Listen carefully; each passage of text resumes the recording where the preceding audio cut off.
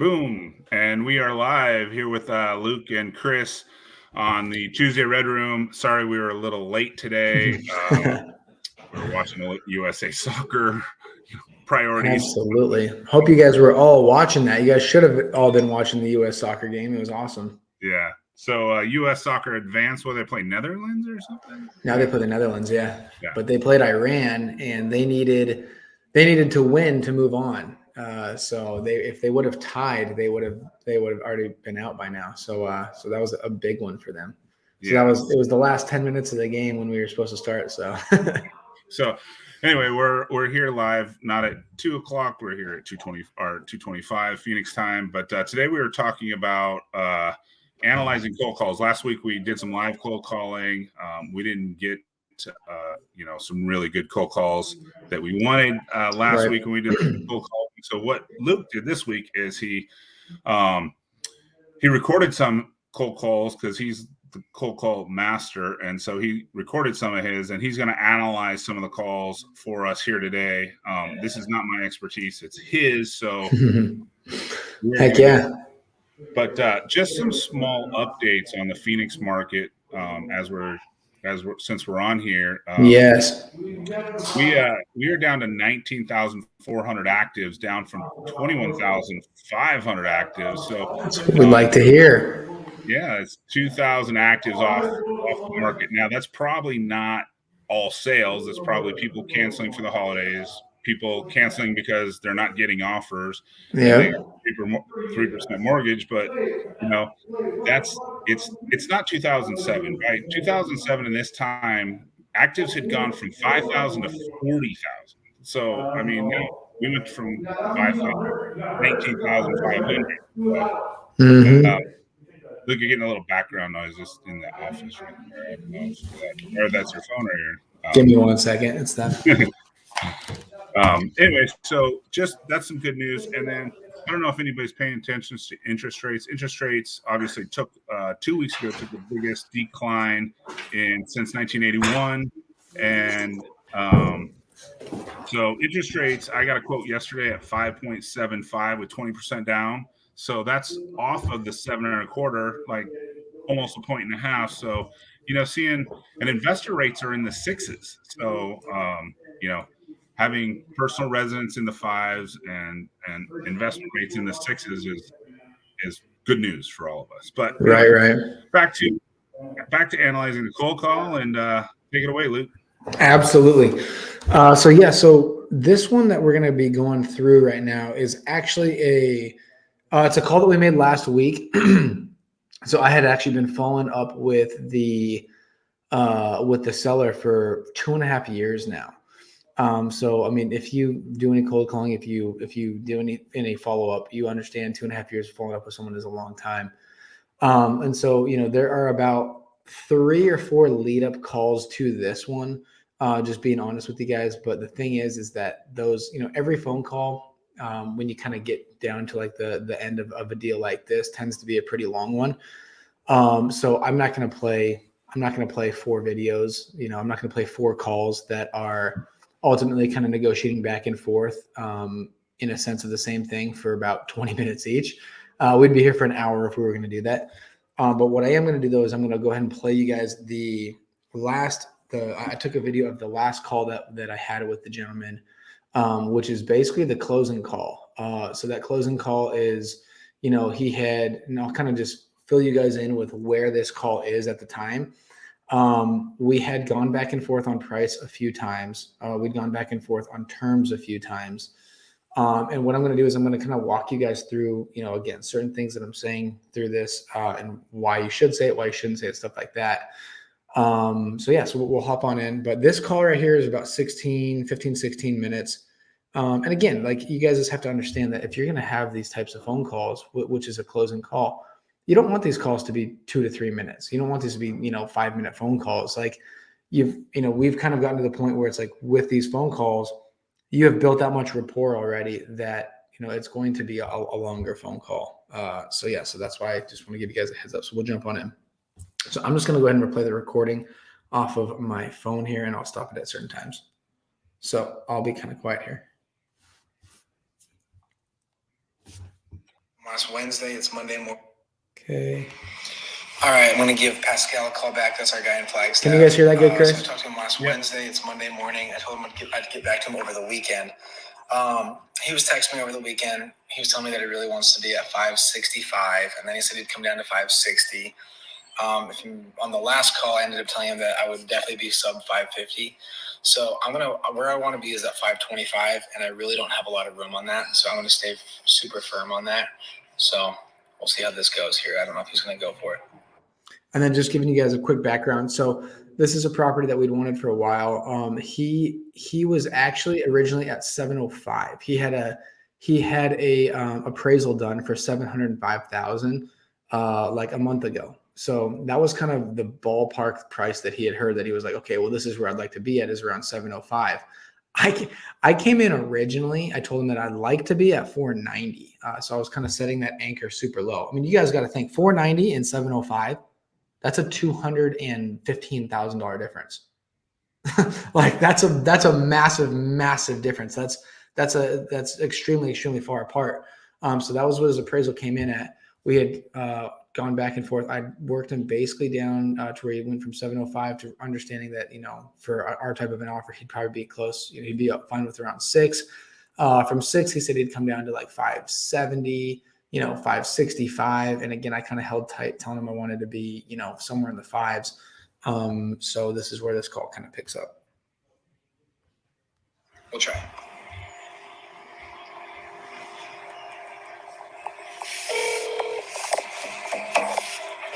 Pascal.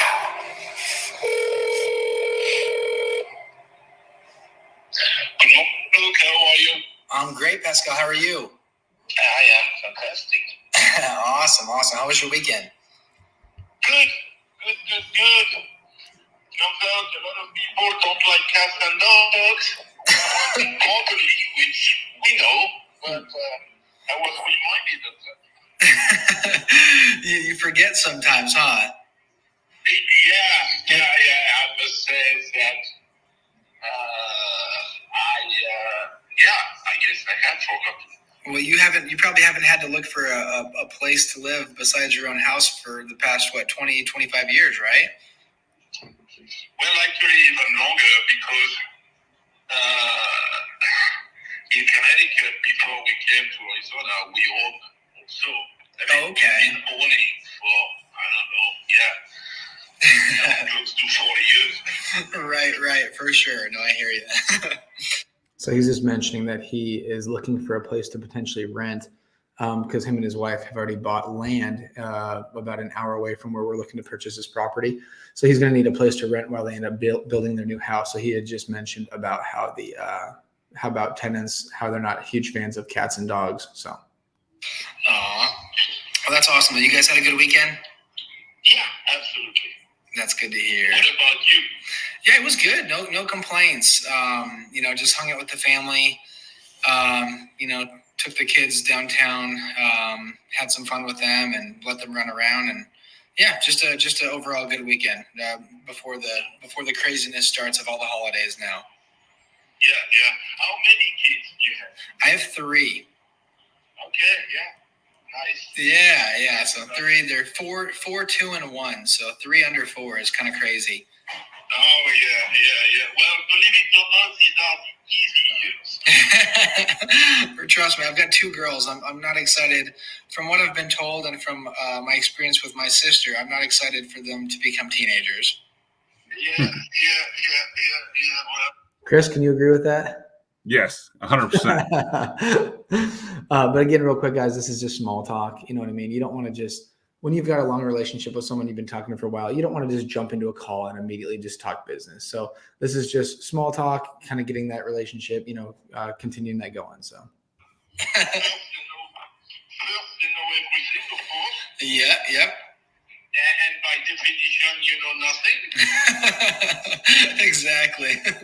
Then comes the boys factor. Yep, exactly. I'm not, I might need to borrow one of your bow and arrows for that. I'll make sure to leave one in the garage when we leave. Perfect. what you guys can hear here, he's already talking basically like the words that he's saying. He's already saying like this deal is done. He said, "I'm going to leave a bow and arrow in the garage for you when I leave." So I mean, these are all really good signs. These are things. This is proof that you've built really good rapport. Because a lot of times if you don't have this type of rapport built, they're not going to be saying things like, "I'm going to leave this for you in the garage after you buy it," and stuff like that. So he's already giving me hints that he 100% wants to sell us the house. Awesome. Well, yeah. Well, I just I wanted to at least make sure I got back with you. I got your text messages from I believe on Thursday of last week. I would really love to be able to make that work, Pascal, but unfortunately I can't be at that price point that you're looking for. Okay. So again, that right there is a little bit of the takeaway, right? So you're kind of letting them know, hey, I understand this is the price that you want to be at, but unfortunately I can't make that work. So you're almost getting them down in a little bit, in a sense where you don't want to do it too much, but at the same time, he's kind of thinking, okay, well, maybe he's just not even going to be interested, period. Like I said, I spoke with my business partner. We ran our numbers as tight as we possibly, felt comfortable with, for us at this time right now. And it's going to be, like I said, I'm definitely going to be, sub 550, and I'm going to be, a decent amount under that. So just being completely upfront with you, just that net cash offer, that's just straight in your pocket. And again, this is kind of the stuff that we talked about, us paying all the closing costs, the doc fees, not charging any realtor fees at all. So it really will just be that net cash offer to you. The absolute best that I can get to is $525,000 cash. And again, what you're going to do here is you're going to reiterate, exactly again how you're buying the property. So that's extremely important because you don't want him to think, and again, he should already know this by now because I've broken this down to him a couple of times. But you don't want him thinking, oh, that's going to be including realtor fees, or that's going to be, there's going to be any other fees off the top. And I think you'll even hear him say that again in this phone call. But again, you're just reiterating the fact that this offer that we're making you, even though, yes, it is extremely, a lot lower than what you're actually looking for, that it is just a net offer in your pocket. So that's just kind of reiterating that fact.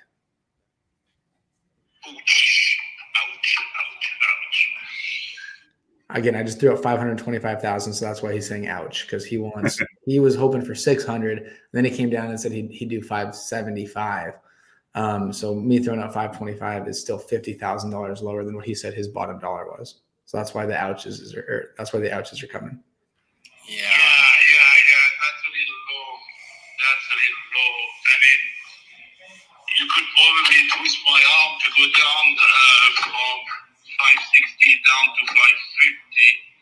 I mean, in truth, that's probably something that we could consider, search of homes and so on. But another 25K. I know, and like I said, I wish I could. Right now, I'm not in a position to where I feel comfortable just taking a chance. So something that I've mentioned to him multiple times on the previous calls is obviously with the rising interest rates, and then obviously with the prices of real estate coming down, that is, it's taking a chance for us to jump on something like this. When we really have no idea where the market's going, and no one has any idea where the market's going. So that's kind of, why we're explaining this. Just unfortunately, that's just where we're at. I mean, and again, I think that if you list it, I think that you could list it, much higher. I think you could probably list it at that 575 to 6 and see what happens. And, but just at that point, you just also have to keep in mind that, you're going to have those fees come up. You're going to have, showings. You're going to have people saying, oh, this, whatever, this needs to be done, that needs to be done. You're going to have an inspection, all that kind of stuff. So, I mean, I understand that, our offer is not quite to the number that you're kind of hoping to get. Again, it does take kind of that convenience, that factor into play though. And it kind of takes some of that, the headache away from you. Yeah, I fully understand. And we discussed that with Benedict, and actually, I got the spreadsheet essentially showing this is the account we're going to pay to the buyers, this is the account we're going to pay to the sellers, these are the dark fees. I mean, all the data you supplied to me And we fully understand and appreciate that the cash offer For sure. actually compared to a much higher quote-unquote listing price by Right. the time you're done, taking out all of that. I plugged in. I mean, as I told you, I really went all the way to plug everything I would advise Yeah. in terms of cost and so on. Right. And, And I think I'm in a position where I can tell you, hey, you can go back to your partner and tell him, hey, I managed to shave another 10K out of it, we're getting it for 550. That I think I can. So he's saying right now that when he's going to talk to his wife's name is Benedict, he's going to talk to her and kind of try to explain to her, because they had a number in mind that they would like to get, like absolute bottom dollar. So he's telling me right now that he's going to try to explain to her about why, why we're at the number that we're at right now. And he's kind of telling me that he's going to try to talk her into, where he could potentially be at 550. yeah. Honestly, like 25. Yeah. No, and trust me, like I said, And my problem becomes that I failed to meet the objective on the other side, which is funding the construction of the new house. No, trust me. And I understand. And I mean, part of it, I'll just be honest with you, was when I was doing, as much research as I possibly could, I came across, a property that is, it did sell back in September. So it sold just, 2 months ago, which is, that's not too much of a difference. So I can kind of use that as a comp. It was very similar to yours in size, same size lot as well, 2 acres, very similar condition as well. And that one got 595. So, I mean, so again, here, another thing that you always want to do when you're, obviously explaining to someone why you got to be at the price that you got to be at, you want to use comps, right? Because obviously once you start using comps, as a benchmark of numbers that, why you're going off of your price, then they're going to be able to see, okay, yeah, this guy, he's actually done his research. He actually knows that these properties have sold for this. And so I think I even, let him know that the property that I'm using as a comp, I think it even was, right around the same size or something like that. Or maybe it was a little bit, I think it might even been a little bit smaller. But still, once you actually start using data saying, hey, why don't you go ahead and take a look at this address? Then it's going to be able to kind of explain to you that, this person, they sold it for that price. And that was on the market. They had realtor fees. They had closing costs. They had an inspection where they had to, have all this money come off the top. So that's why it makes more sense for where our offer is. It was 595. But again, it was also, they also had realtor fees. They had the closing costs. They had all that stuff on it. So, with that being said, with that being at 595, it kind of put me right back in that same spot of that makes sense for where I need to be. And I mean, I know I'd started originally at like 500. And so, I mean, I was able to get it up 25,000. And I know that's not quite enough for you. But I mean, that unfortunately, just with the comps that I'm using that I consider true comps on the property, that's just the best I can do. All right. Okay. Well,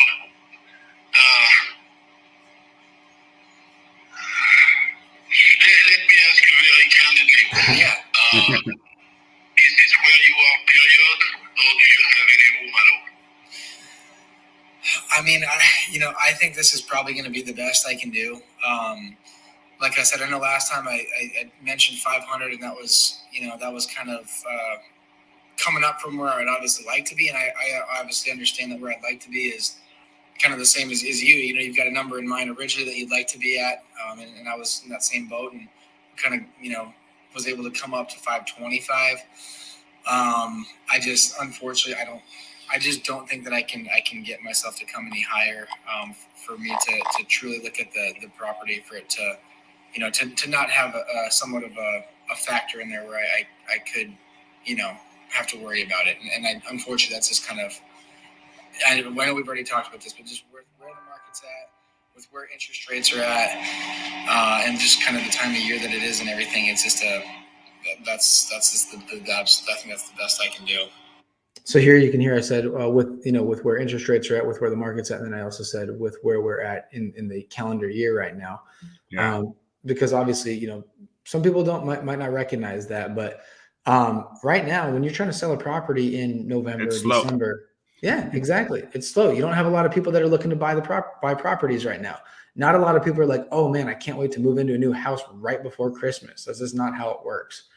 Which tends to be why. What would you say, Chris? Would you say January, February tend to be some of the best months you have in real estate? Yeah, January, February, March, April, May. Like I call it after football season ends. Right, as soon as football season ends, that's when the faucet turns on. Yep. No, exactly. So I mean, and I kind of just brought that to light to him as well, that you're trying to sell it right now. Like you're officially ready to sell this property right now, but it's probably one of the worst times to actually try to sell a house and being, just being completely honest. Yeah. When you say the time of the year, do you think it'd be more favorable in the spring, of course? I think you're gonna have better luck selling the property, come summertime. Just for the simple fact that obviously it's not, snow. People, a lot of times you don't have people who want to move, by the holidays. You don't have people who are wanting to move in the, when there's a bunch of snow out. So in the middle of winter, yeah. Right. And as a result, you end up carrying the property on your cash flow. Right. So another 3 months you pay interest and stuff like that. Right. So that's that's something that we factor in as well. And again, I don't know how much of a difference it makes when it comes to resale value, on the back end, but I definitely think that there's less interested people this time of year. You know what I mean? It's a good point. I did not think about that. Yeah. Absolutely good point. Yeah. All right. Yeah. So, But yeah, talk to Benedict and either way, no worries. Like I said, it's been an absolute pleasure speaking with you, and it was a pleasure getting a chance to meet you. And so something right there by saying, either way, we're fine. You don't want to act like you need a sale. You never want to come across as desperate. You never want to come across like, oh, I really, really want this. I really, really need this. So again, that's why I say, right there, either way is perfectly fine. It's just, there's no pressure on him either at this point. Then, when you say that, so you're not trying to like hard close them. I'm very, very against the hard close. I always have been. I don't like when people try to put clamps on a seller. This is a very big decision for these people. Most people that were trying to buy their house, it's their only property. Yes, some of these are rental properties for other people, but when this is someone's only house, and again, this is also most likely a lot of people's retirement as well. I absolutely despise saying like, I need a decision right now. Like there's certain ways to go about it, and we can go through that in further trainings and stuff like that. But I'm just not a big fan of trying to put clamps on people. And like I said, I'd love to make this work with you. I wish that we could, could try to make this be a win-win. That's just unfortunately just where I'm at right now. I can't get myself to come any higher than that. I understand. I fully understand, and I too totally appreciate, the dialogue and so on. So thank you for the courtesy along the process. In view of my discussion with Benedict, let me clarify. Are you thinking about a potential offer at 525, or are you making an offer at 525? Yeah, if we say yes, do you do it? Yeah, I'm making an offer at 525. I'm telling you, we're good to go. We can make that work. I'll work with your timeline. So if you wanted 30 days or 60 days to close, we can work on that with you. So you just let me know what works best for you. We'll work with you, and yeah, we'd be good to go. And that's where you make them feel extremely comfortable with your offer. So we're at the price that we want to be at, and now you're saying, hey, it's a done deal. Like if you come to our price, you got nothing else to worry about from this point on. Like we already negotiated back and forth. This is the price that we came to. You got yourself a deal at this point. Okay. So I'm not saying yes at that stage, but I want to have, a clear picture so that when we make a decision with Benedict, Absolutely. I don't represent anything. For sure. And let me ask you, So you're the professional right now. How does that work essentially? We would go into escrow and quite candidly, here is one risk potentially in the equation that I want to avoid, Yeah. which is the buyer tells me, okay, I buy your house. Okay, fine. I'm not saying you, but in the absolute Yeah. world, For sure. Okay, let's close in 60 days. Okay, perfect. So I go out, I make all sort of commitment. I sign a lease, I make a deposit, I start moving and so on. Yeah. And comes the day when we're supposed to close, the guy says, hey, you know what, I changed my mind. Yep. Trust me. So how do we work so that something like that cannot happen? Yeah. What is the process? So here he's saying he's worried that we're going to go 60 days down the road. He's going to line up a rental spot. He's going to get ready to move all of his furniture out. He's gonna basically sell his house to us, and from the standpoint of on paper and everything. But he's saying, what happens if you guys just go ahead and back out? What happens if you guys decide that you want to cancel last minute? So I mean, that's a very valid, it's a very valid thing for a seller to say to us, because obviously a lot of people have had maybe bad experiences in the past with wholesalers or with flippers where this exact same thing happens, where they say, you guys got me under contract. But now, I've made all these moves to go ahead and move on to my next phase of my life. And then you guys kind of pull the rug out from under me. So what we do is we put down earnest money. So that earnest money it goes hard, so it's non-refundable. In a case where someone would do something like that, then you get to keep their earnest money. I see. But that's not something that we do. We don't, there's a lot of people that are out there that's actually kind of how they run their business, which we despise those people. But yes, Yeah, well, I have a friend to whom it happened. So, he comes very close to home in my case, because I know somebody who had the issue. And again, you and me here serve third-hand account, so you don't really know what was said, not said. Right. But I know he was in a world of fear because he had met commitments. For sure. No, absolutely. And so, like I said, we do a earnest money deposit that goes to you guys. The title company obviously holds it, and then if anything was to ever happen on our end, then you then collect that earnest money. And we do, I think you answered my mention, sir. We do use a title company. We follow the regular binding escrow. and every time when you're dealing with the seller, you got to let people know that that a title company is a third party company, right? That they've got our best interest in hand, and you also have their best interest in hand. And again, that makes people feel really good about the transaction. Another thing that we do a lot is that we will actually give the seller our title reps information and let them reach out to them just to be able to say, hey, have you ever dealt with Viking Real Estate? Do you guys have anything negative to say about them? Do you guys have good things to say about them? And obviously, if you're giving out a title company and their information, make sure that you have a good relationship with them.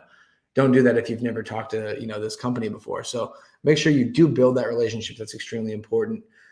We do ours. We do almost all of our escrows with Fidelity National Title. So we have someone that can, that they can reach out to. And when they ask, Viking has a good name for ourselves. Process and so on both hands, by the way. Oh, yeah. So that I don't pull out of it too, right? Yes, no, exactly. So yes, we use a couple different title companies. We either use Yavapai Title, or we use Fidelity National Title. So those are the two title companies that we use the most. They are a third party company that obviously they've got your best interest in mind, and they also have ours in mind. So it's nice having someone kind of mediate like that. So they hold the money.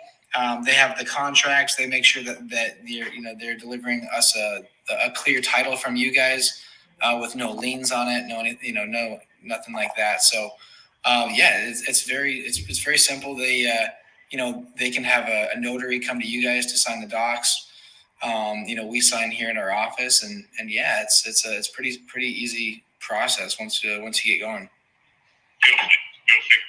So that answers my question. When do you need an answer?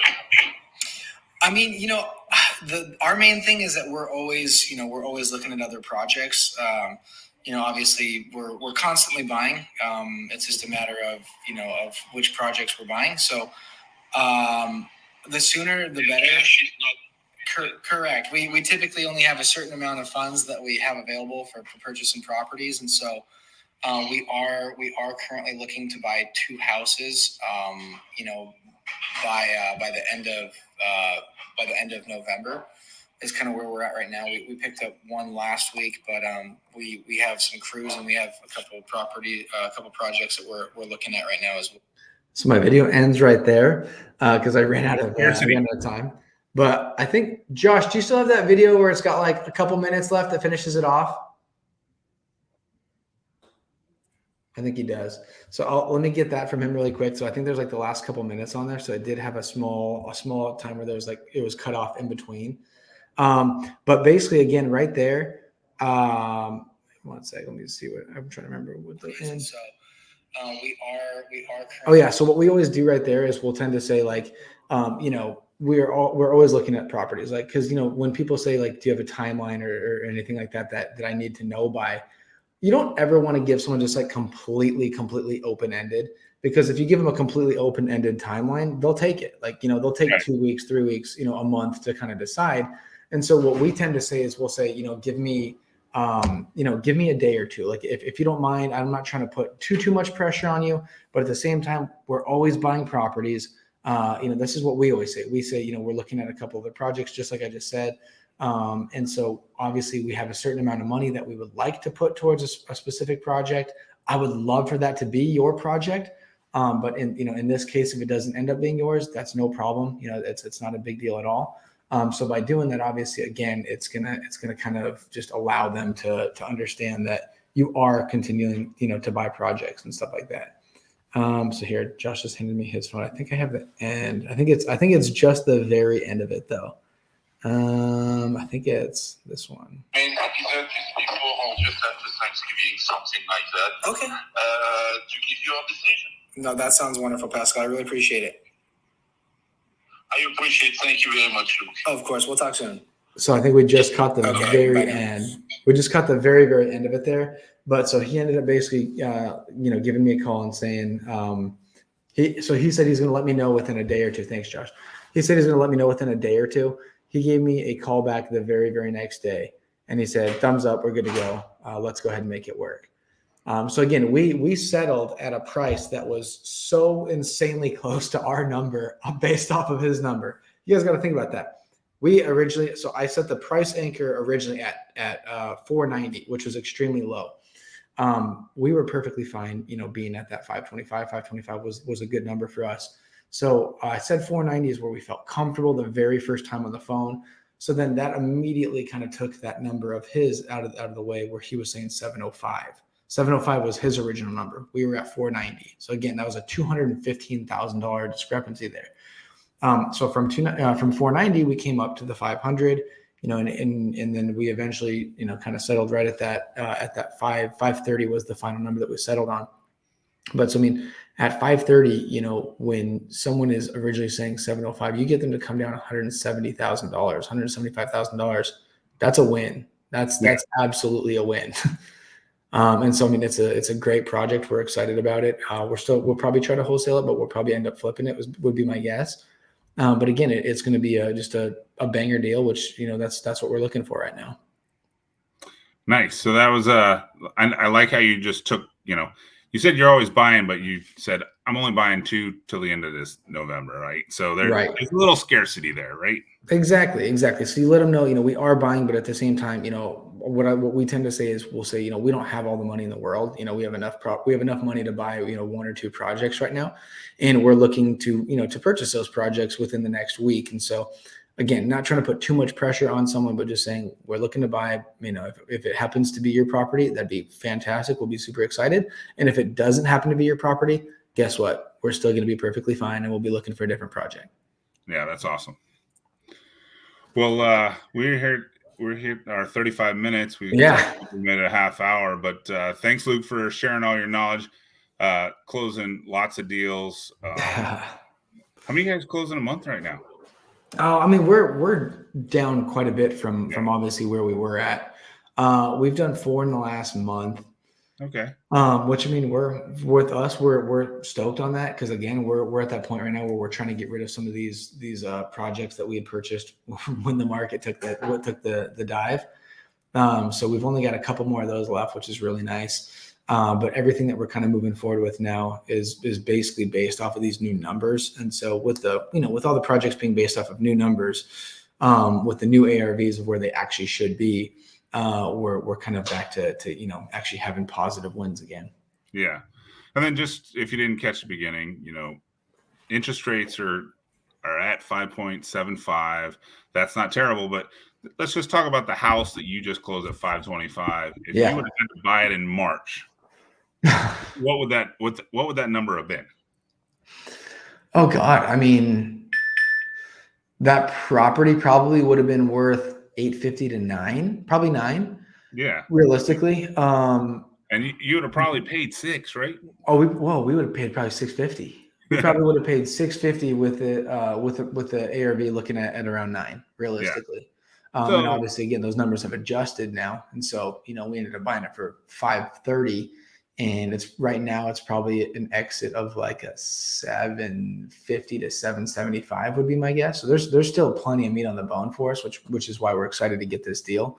Yeah. But again, that's going to be doing a full renovation. All right, so let's just run the numbers just for fun for everybody. Yeah. So that buyer would have been at, call it 950, right? Yeah, but call it 9. Okay, 900 in March.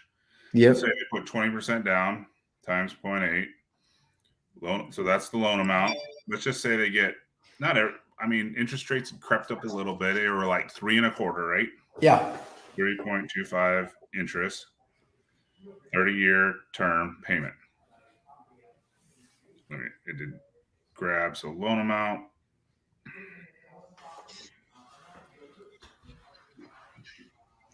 Loan amount 3.25, interest, 30-year term payment. 3133, right? Right. Okay, let's do the other one. Now you think an exit is 750, right? Yep. So your new buyer is going to get 750 times 0.8, which is the loan amount of 600. Right. And let's just say they get 575 interest and a 30-year term payment. 3,501 versus basically 3,200. 32, yeah. So it's a $300 a month payment. That's difference there. That's Luke's bar tab watching the Vikings, just when they're losing, yes. Yeah. So a $300 a month payment. So a $300 a month payment to save $150,000. Yeah. Now you can take that $150,000 and put it with me at 10%. Yep. And I'll give you $15,000 a year divided by 12. What's that? It's $1,250 a month. Yeah. And instead of you're making $900 a month. Yeah. You're not losing $300. No, exactly. And guess what? If you need to sell in 2 years, you're not feeling guilty about paying $900. You paid $750.